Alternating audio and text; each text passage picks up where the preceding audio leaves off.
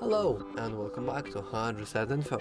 In this video I will show you how to turn off lock screen notifications on Android 16. Let's begin.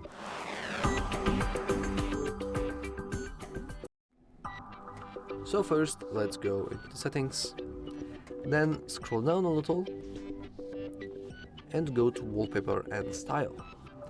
In here you want to make sure that you have set your tab to lock screen, and now scroll all the way down. Here we have show notifications on the lock screen, and all you want to do is simply disable this feature. And now no notifications will be seen on the lock screen. So yeah, that's all for this video. If you found it useful, remember to like and subscribe. Thanks for watching.